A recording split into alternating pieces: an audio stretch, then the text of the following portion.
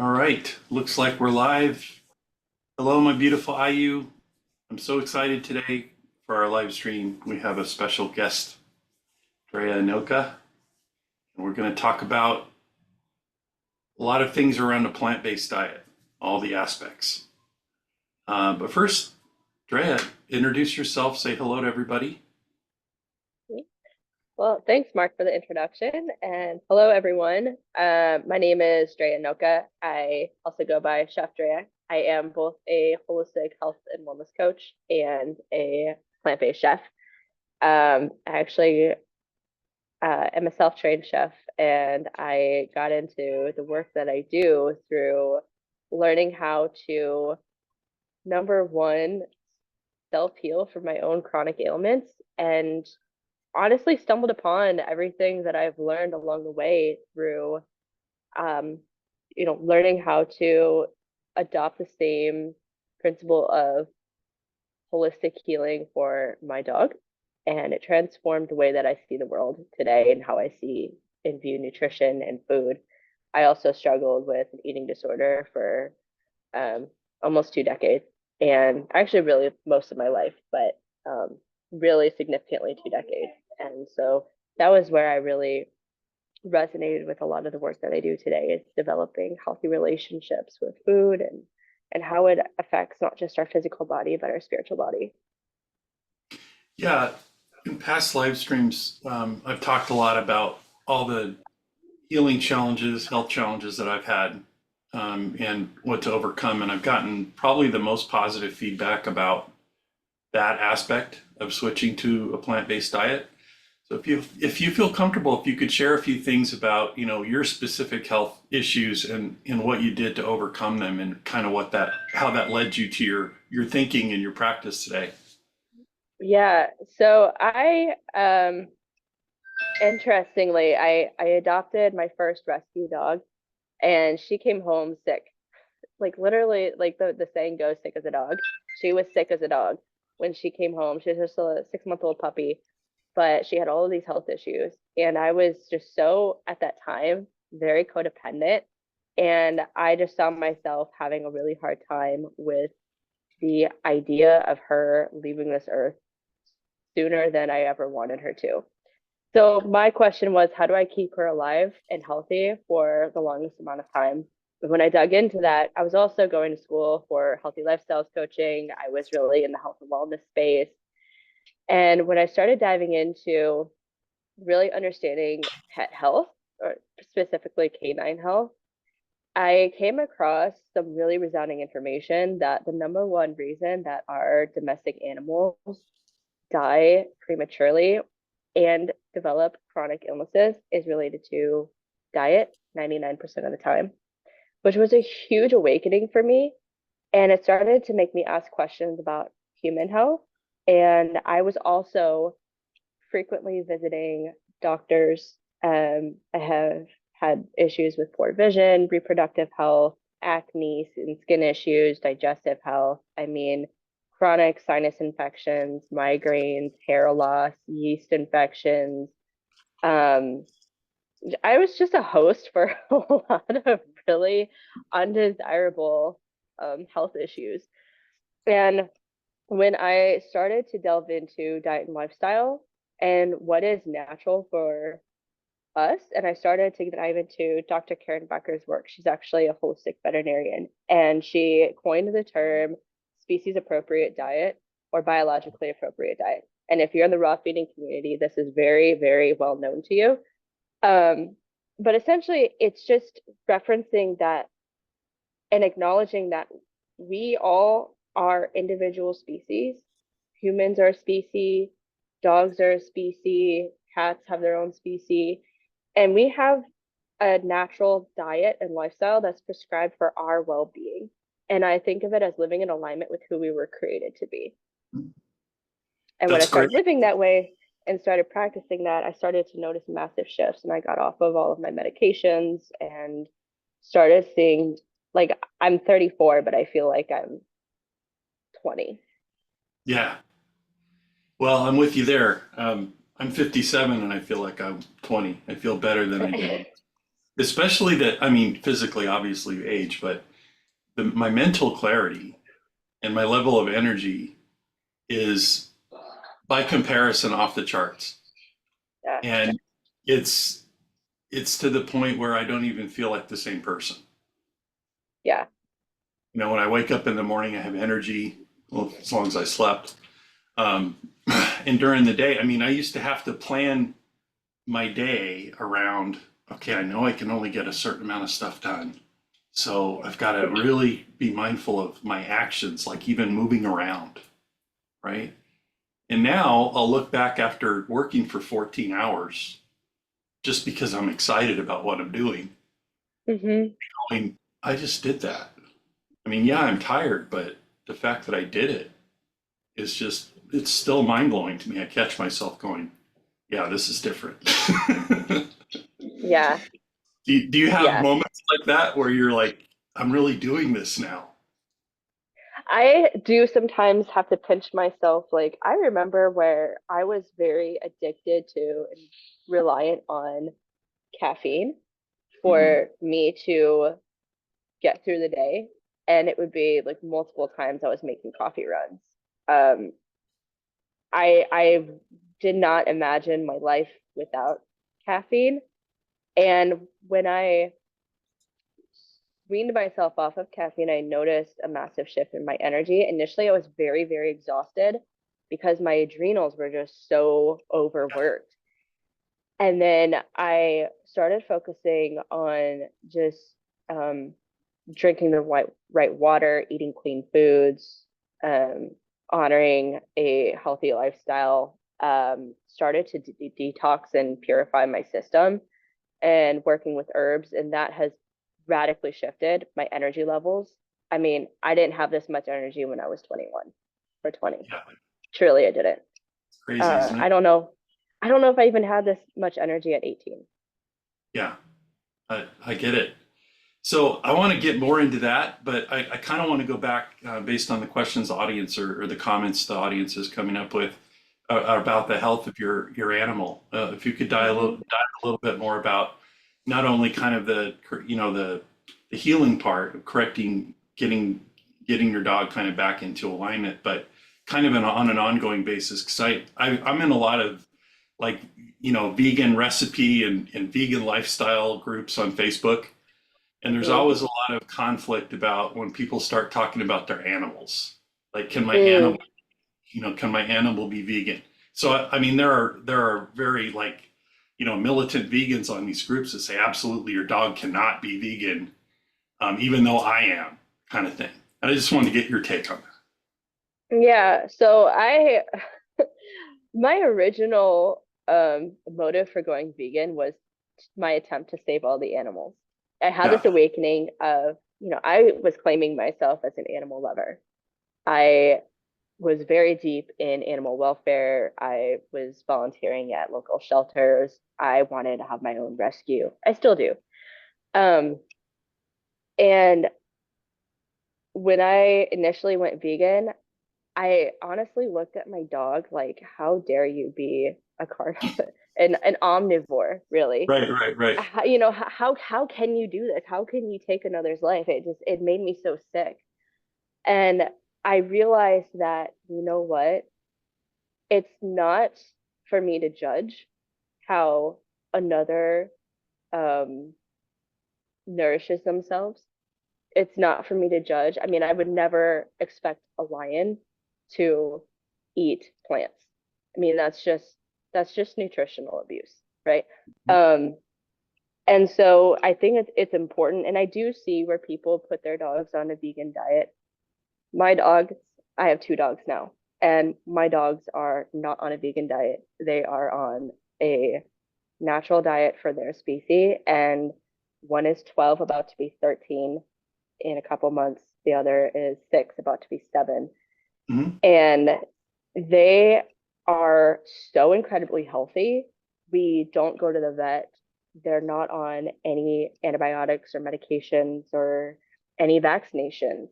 My husband and I live the same way, and it has radically improved their health. And Onyx, we started him really, really young, like when he was 7 months. So he didn't have as long of an exposure to toxins and poisons. Um, but Jade did, and she had a lot of health issues. Um, to where now, being 12 and she can walk for miles and miles. She has so much energy. She has so much vitality. People think that our dogs are puppies and they're not. We get so many compliments on just how beautiful and healthy and vibrant they are. And people are shocked. And that's what like living in alignment with your authenticity can do for your just Mhm. your health. Yeah. Yeah. In my lineage, we talk about the concept of Aini, which incorporates the idea of reciprocity, harmony, peace in all things, everything you do, Mm-hmm. not only your interactions with other beings, but with the earth, spirit, with everything. Mm-hmm. And that's kind of my guide for how I feed my dogs as well.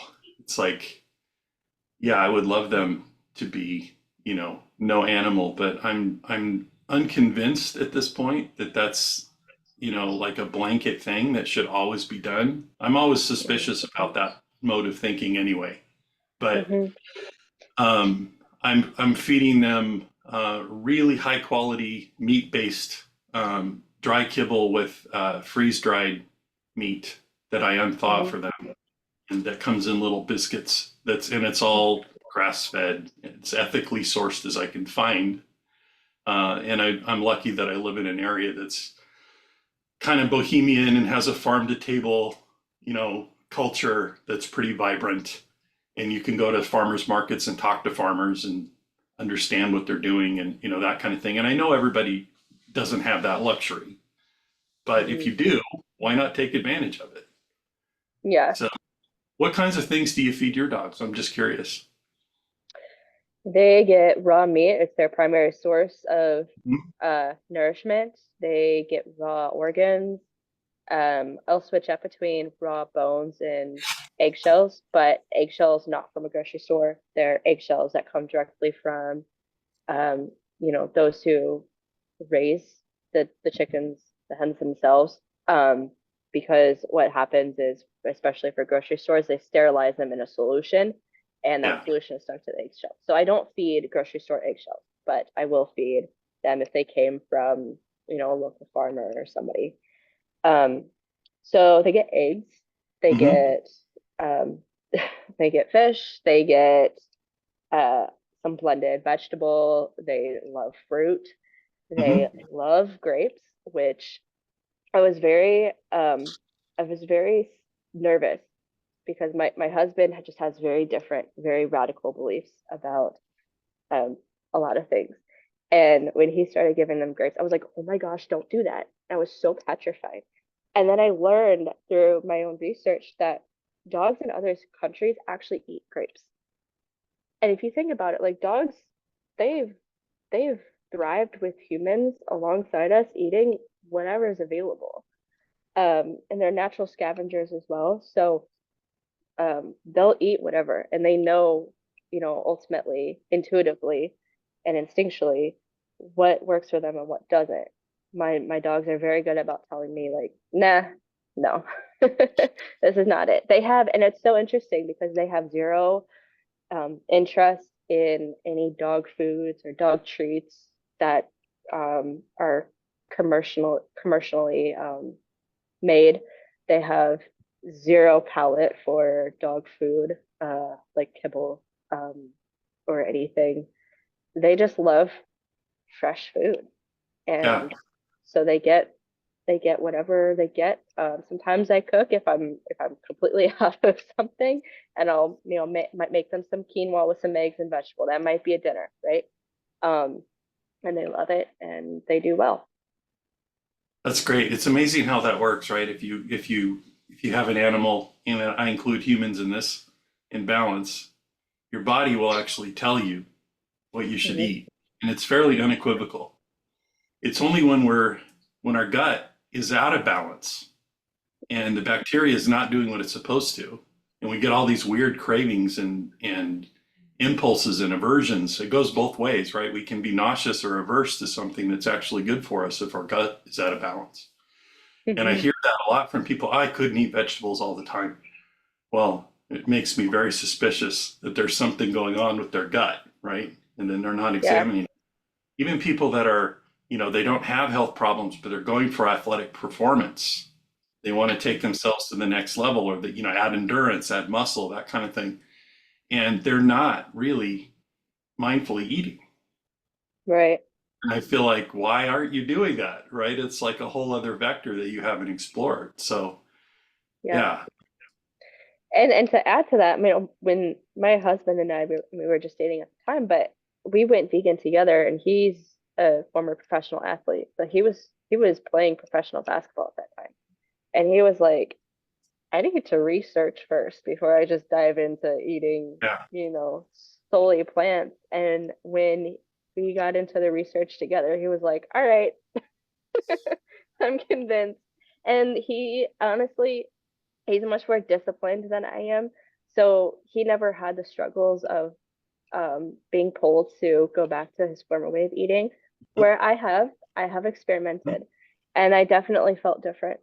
Um, and he has we I've done bodybuilding competitions, natural. Um, I never got into.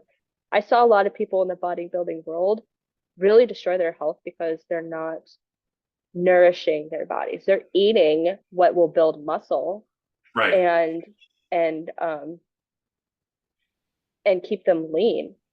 But there's so many people in the bodybuilding industry that are dying very young and Yeah. having cardiac arrest because they're lifting too heavy, they're eating too much um, flesh foods, Hmm. um, and they're taking a lot of supplements. And so we got off of doing all of those things very early on. I wasn't really interested in it because I had the belief that we can just get everything that we need from Famagaya. And when we started Hmm. living that way, we've never had issues um, with like building lean muscle. We've never had any Yeah. issues in that department. Last week I did a review of Forks Over Knives. And when it came out in 2011, I wasn't ready to hear it. I kind of missed the whole thing, right?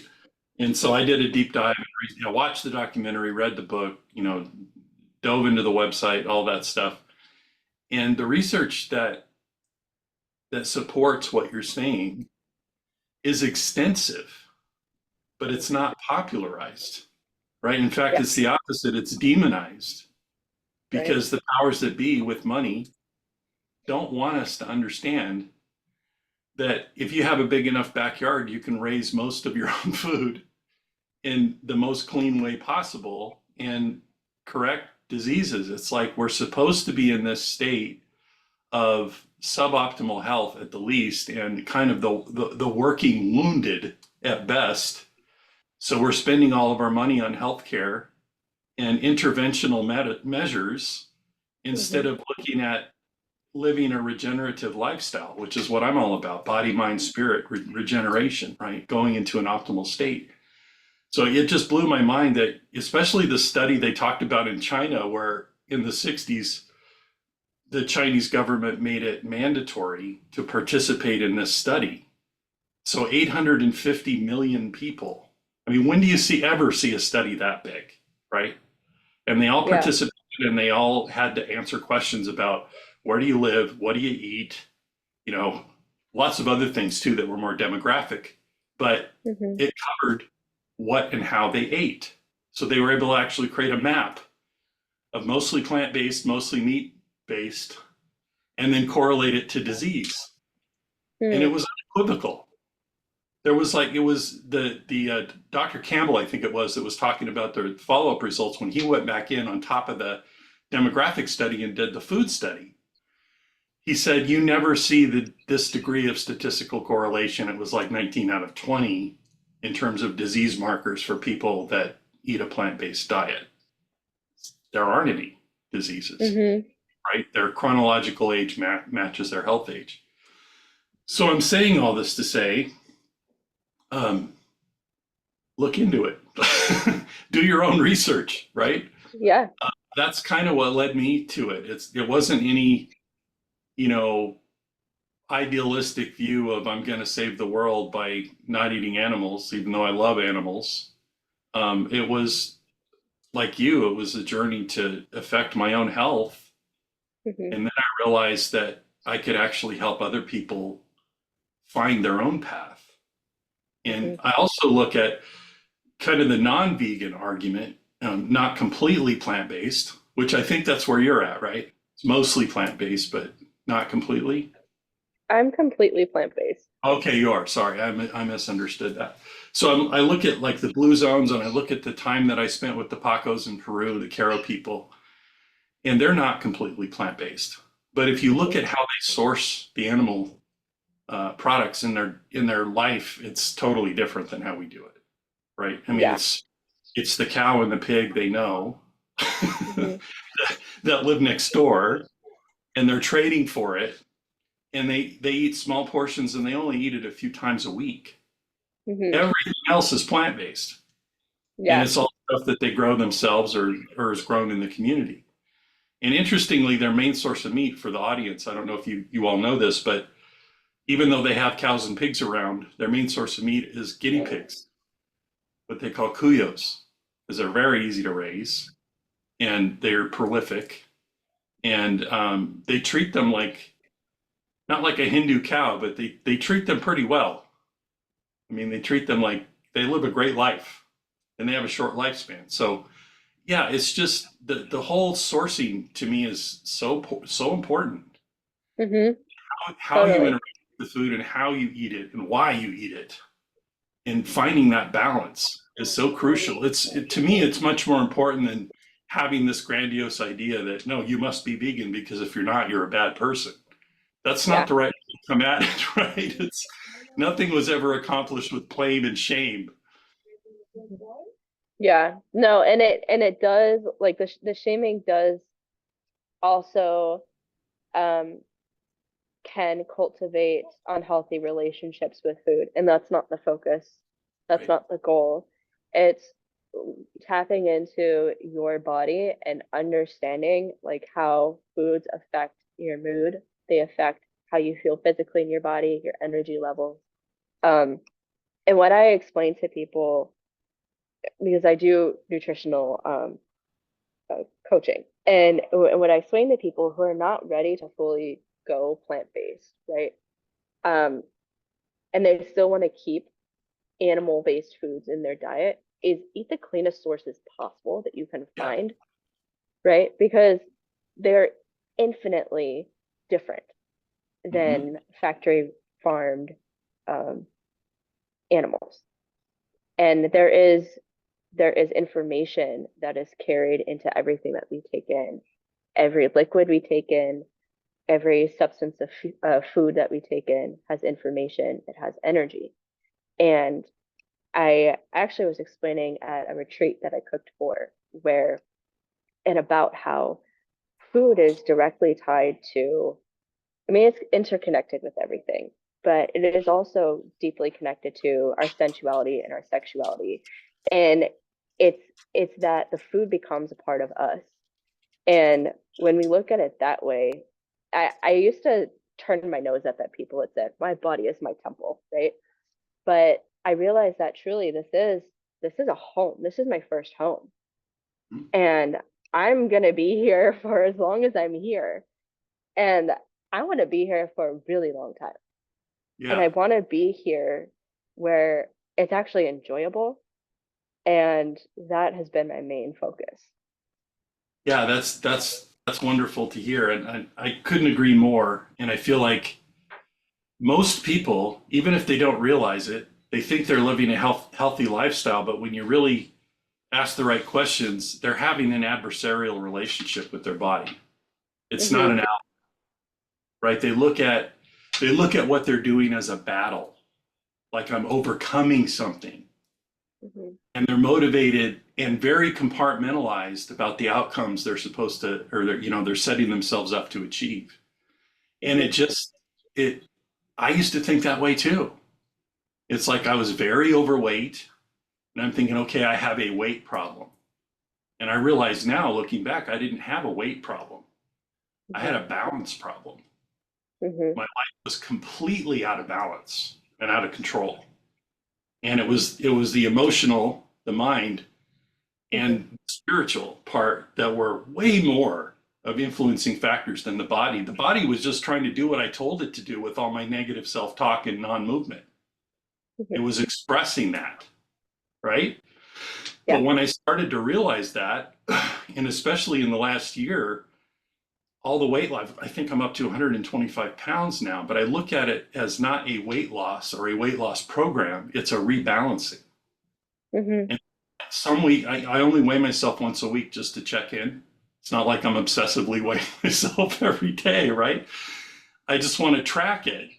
And some weeks I don't lose any weight. And some weeks I'll gain a pound.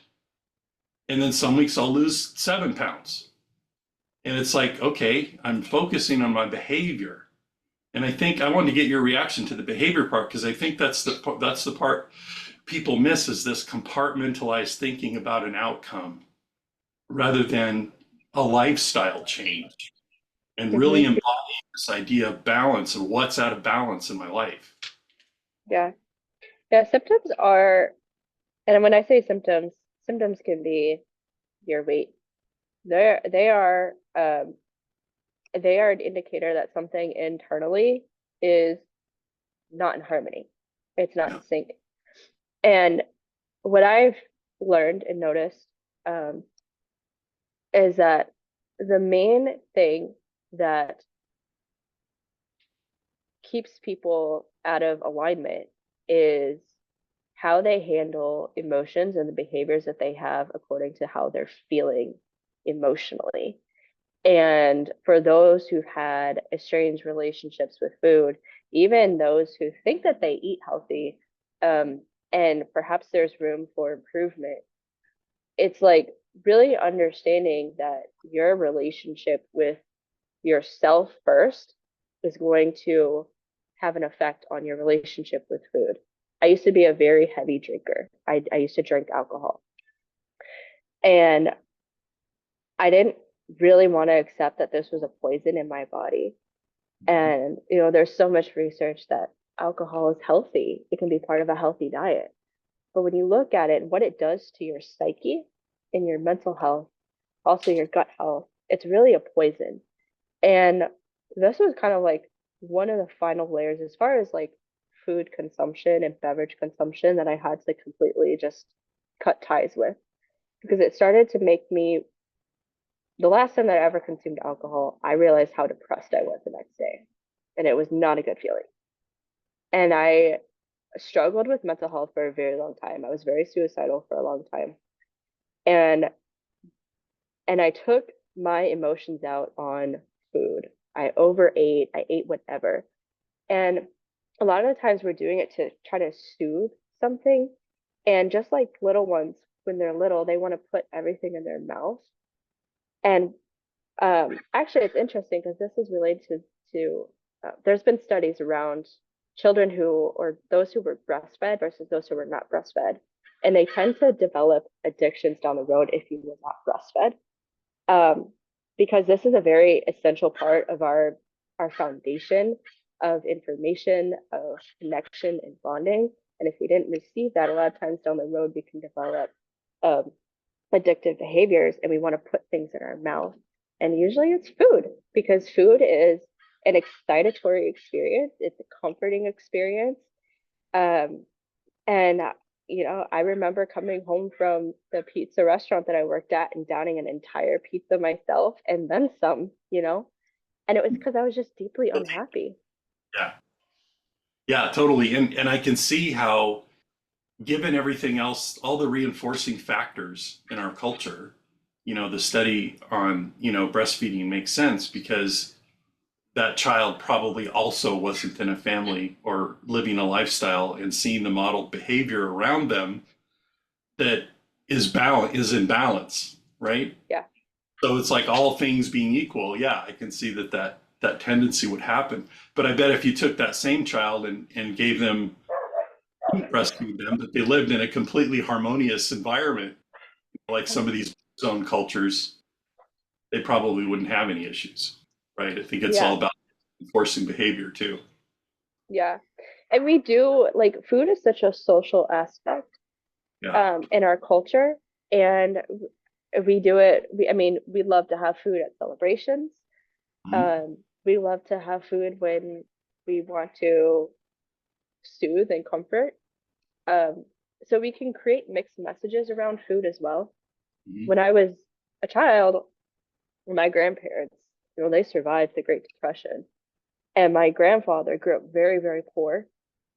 And I remember sitting at the dinner table across from him one morning, eating my cereal. And this was a time where I was very attuned to my hunger fullness cues and I honored them. And I remember not finishing my cereal one day. And he got so angry because I would not finish my cereal. And then he finished it for me. And I remember feeling so rejected. And this rejection taught me that if I don't eat everything, no matter how I feel in my body, I am not loved and I am not accepted. I am rejected. And this is a very common teaching that people receive around food. So they'll pile up their plates because their eyes are bigger, or their eyes are bigger than their stomach. Right. And then they get to the point where they're like so uncomfortably full, but they're not listening to those hunger fullness cues.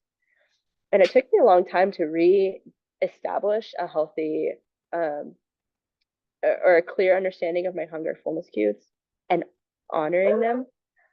And I noticed that when I was honoring them, that gave me integrity within myself. And a lot of times people are very unhappy with themselves because they're just not honoring their commitments to themselves. Yeah, I think we have a whole generation, millions, if not billions, of people that fell into that scarcity mindset and totally oblivious to what it was doing to the next generation. And I look at the Japanese practice called harahachi bunmei, which is you stop eating when you're 80% full. Mm-hmm. And it's a practice just like meditation. It doesn't work if you're completely out of balance because you don't know when you're full. Mm-hmm. Particularly like the forks over knives, they show this great graphic of stomachs. 500 grams of plant matter fills your stomach, makes you feel full. But you can take 500 grams of oil, processed oil, and it physically only fills your stomach about a quarter of the way. But it's got caloric content and all kinds of bad stuff that are off the charts. But you don't Mm-hmm. feel full, right? Right. So that harahachi bunmei only works if you're actually mindful enough to be putting the right things in your stomach to know when to stop eating, right? But we live in a country, unfortunately, and as I've made friends in the last couple of years all over the world through the training that I've been doing, they just shake their head in disbelief when they hear stories about our food supply in the United States. It's completely unique, it's completely corrupted Mm-hmm. and weaponized, Mm-hmm. packaged food about. And it's okay to add chemicals that are ultimately going to make us extremely unhealthy, if not kill us. That's just Mm-hmm. fine. The maddening thing is if you take the same package from the same brand name in the UK and in the United States and you compare the food label, the one in the UK will have like a quarter of the number of ingredients. Mm-hmm. The other stuff is illegal.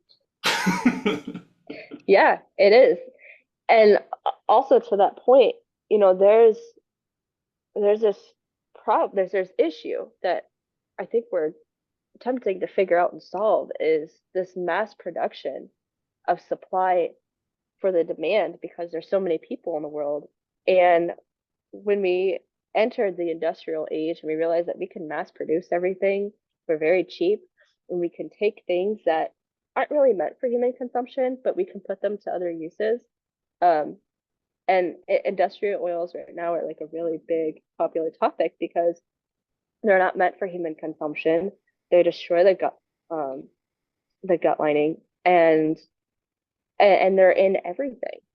They're in. I mean, if you look at, I've been in the restaurant industry for nearly 2 decades, and what I started to realize was because they are part of this mass production, and to keep costs low, they will cut good quality oils like olive oil with canola oil, Yeah, and it's usually like 30% um, olive oil and then 70% canola oil. And I was shocked when I started to really like take uh take notice of the food and beverage industry and realizing that there's a lot of lack of education, number one, around health and how food should be prepared. I'm very passionate about how food is meant to be prepared, because this massively affects how we digest the food and metabolize it. And then there's, of course, money is like a big thing, right? It's a resource, and we need it. It's been ingrained in our society, um, and our economics So we got to, forever. yeah, go ahead. And so to keep that going, right? We look for ways that we can cut corners to save money, to grow money. And unfortunately, the food industry is vastly impacted by it. Well, this is a related question from our viewers here. Christine says maybe Drea can speak to people who live in metropolitan areas who can't grow food and can't afford organic. How do they eat well? So, like a food desert situation, right? How Yeah, can they realistically move to a truly healthy lifestyle with food on a budget? That's probably yeah, pretty. that is really important. And the piece of the number one piece of advice that I have, and this is what I took when I first started out, because I was a broke college kid, um, that just couldn't afford very much. And I realized that if as long as I'm just integrating fresh food as much as possible, that's the best place to start. And that's actually where I started with my dogs, was just incorporating as much fresh food as possible. Um, there are ways in which you can grow food even in an apartment. They have food towers now where you can grow food. You can also work with, there, like in LA, for example, there's co-ops that you can work with. There are, I don't remember the name, but where you like food banks, or places that you can go where they have just all of this produce that would otherwise just be thrown away, and it's steeply discounted. Yeah. And I see a lot of people who are in the raw vegan community that take advantage of that. Um, and make friends with people who do grow food, because I mean you can get some gifts that way as well. The food desert situation is you know a pretty radical situation, because it is really negatively impacting people's health, totally. But making the small steps into you know making better choices, educating yourself on how to read labels. And I don't mean it as like necessarily how much sugar is in something, because that, or how much salt or how much fat, right? Avocado is going to be very high in fat. Hmm. Fruit is going to be high in sugar. Dates are very high in sugar. So it's not necessarily that, but looking at the ingredients that are actually in the food and looking for whole food ingredients is a great place to start. And having grace with yourself. Yeah, totally. Be kind to yourself. A lot of what you mentioned too involves shifting the community. So part of the in feeling, I think, has a lot to do with the emotional connections you have to food and community.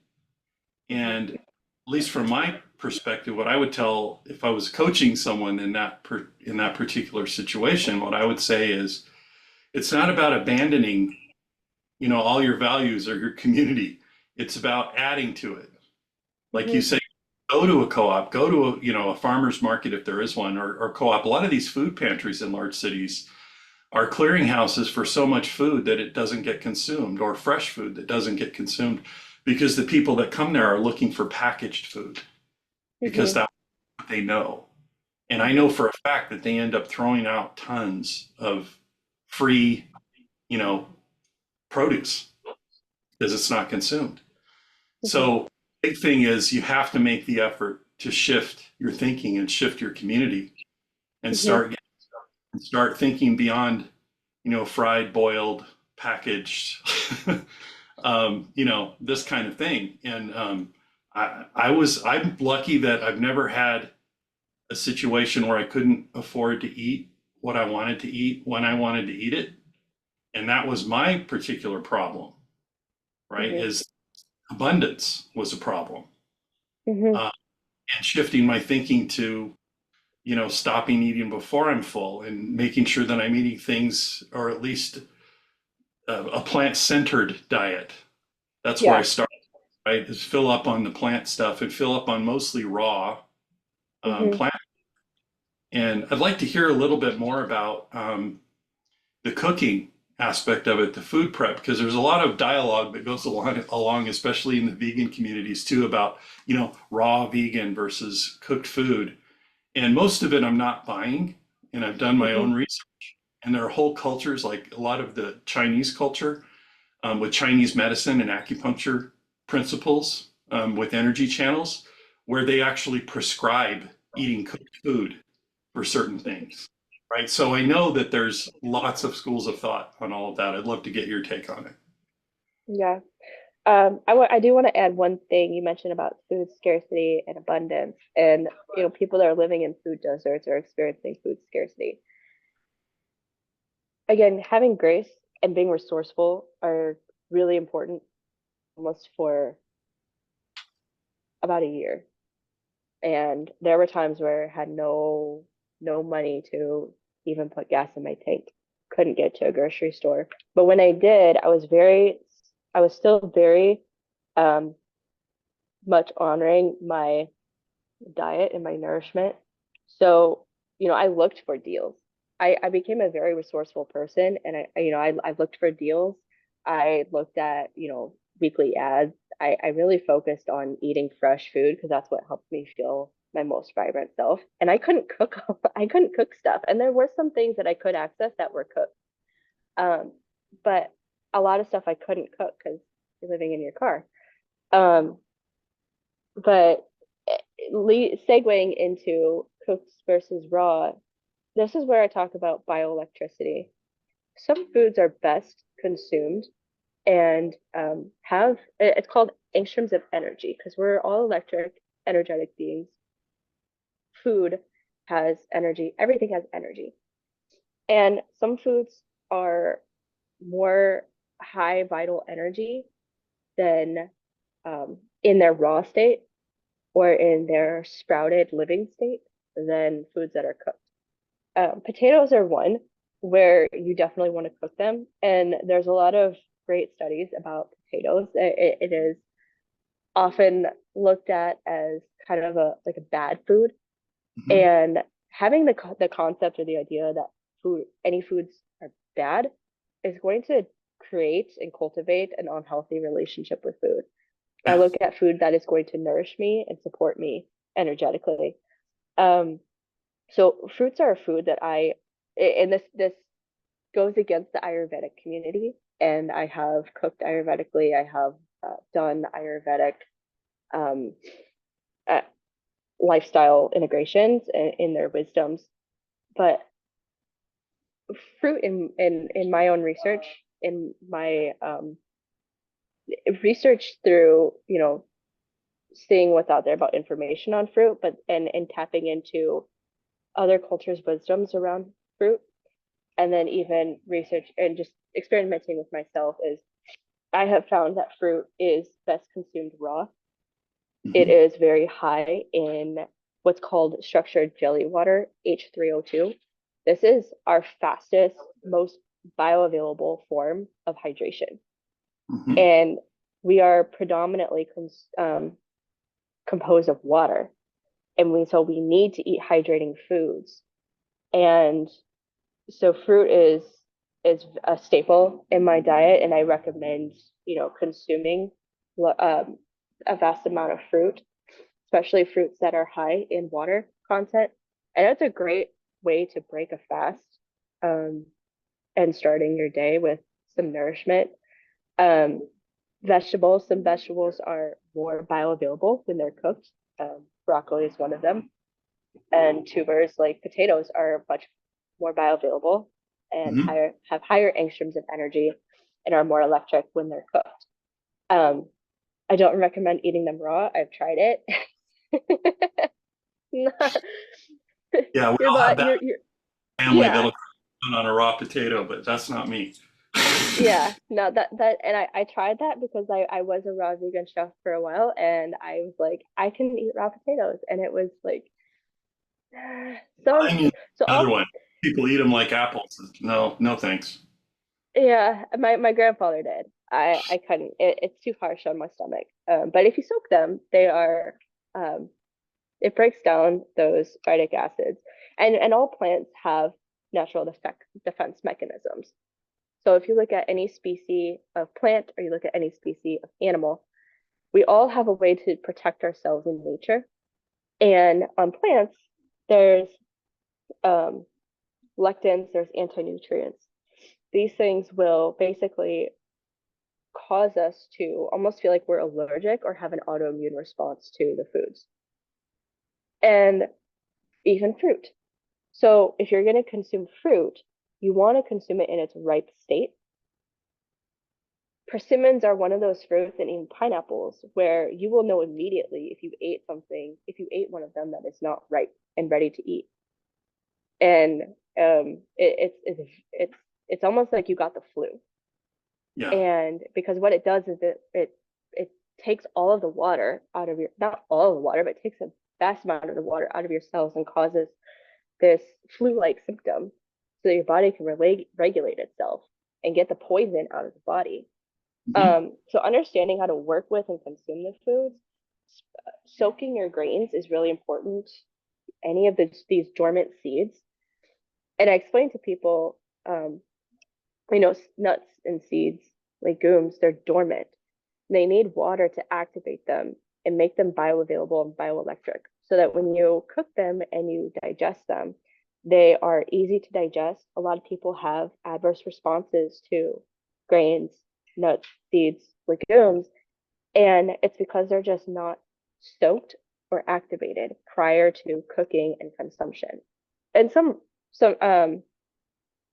definitely grains and legumes should be cooked, but nuts and seeds don't necessarily need to be. Mhm. And so this can radically improve your digestion with the the plant foods.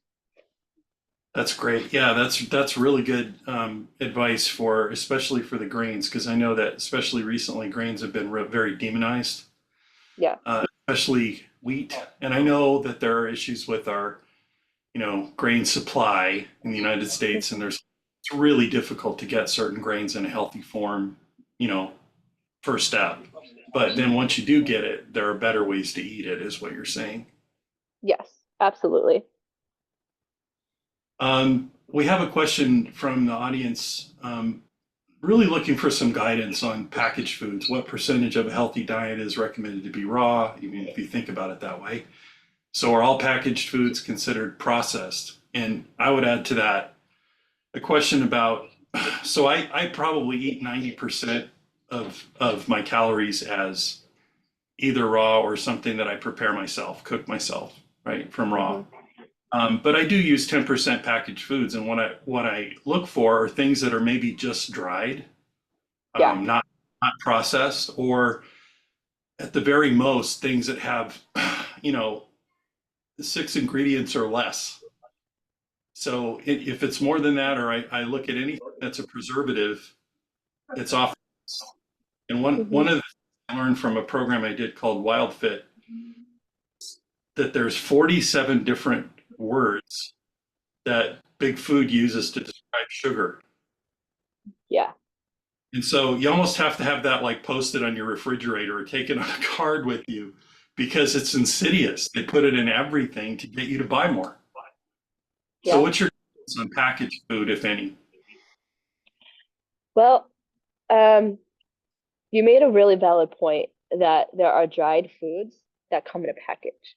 Hmm. And so ultimately, and I agree with your statement about looking at the ingredients that are in there and looking for number one, whole fresh food ingredients, um, looking for the least amount of preservatives, and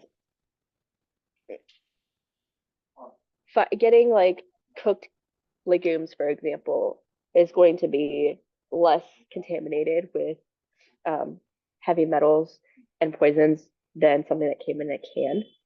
Um, even it's so again going back to the mass production, we cut a lot of corners. Even our Yeah. Himalayan salt that people are consuming um, is coming up very laden with heavy metals. So it's yeah, having a rule of thumb that I would say about 10% of your diet, I would have wiggle room for the dry or the packaged foods, and then the rest being abundantly fresh foods. Yeah, that's great. Yeah, to me, and it's what we've talked about. It's all about balance, right? You don't want to. Mhm. And, we all have. A lot of us have very busy lives. Some of us have kids at home that we got to cook for, families. A lot of the people that are really interested in eating better are the ones that are actually cooking the food for a group, Yeah, and so they're under some constraints about what they can afford, what they can access, and all those things. So I hope this information was helpful for those people. We have another follow-up question about how long do we soak grains? I guess it would depend on the grain, right? it depends, and I like to aim for um, 12 hours. So I have done 24 hours.